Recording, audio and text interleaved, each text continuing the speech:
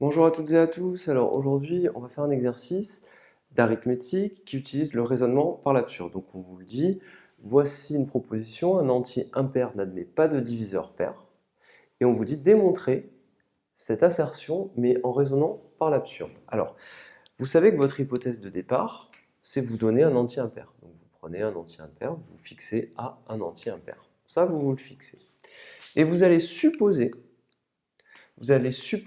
le contraire de ceci n'admet pas de diviseur pair. Donc vous allez supposer, vous donnez A un entier impair, et vous allez supposer que A admet un diviseur pair. Vous allez l'appeler P.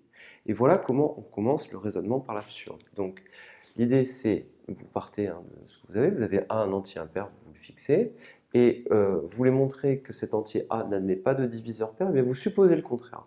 Supposons que A admette un diviseur pair, vous l'appelez P. Et vous allez essayer d'arriver à une absurdité. Quand vous aurez votre absurdité ou votre contradiction, vous pourrez tout simplement dire que ce que vous aviez supposé au départ, eh bien c'est faux. Alors,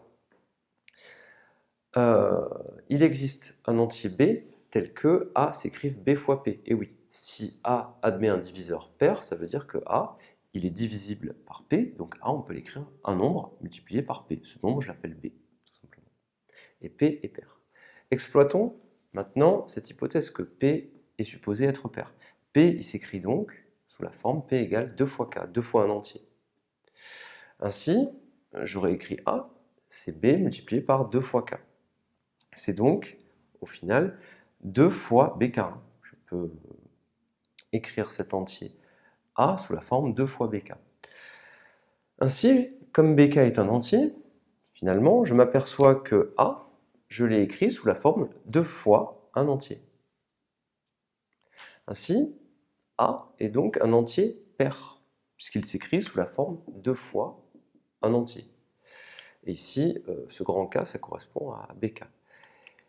A, c'est donc un entier pair. Maintenant, voilà ce qu'on va devoir dire, c'est que comme A, on vient de s'apercevoir ici que A est un entier pair, c'est en contradiction avec ce qu'on avait au départ.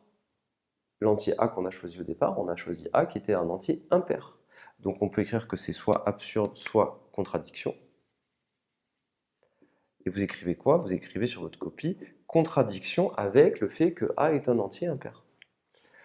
La conclusion, eh bien, c'est que ce qu'on a supposé au départ, c'était ça, c'était notre supposition, eh bien, cette supposition-là nous fait arriver à conclure que, au final, ceci c'est faux.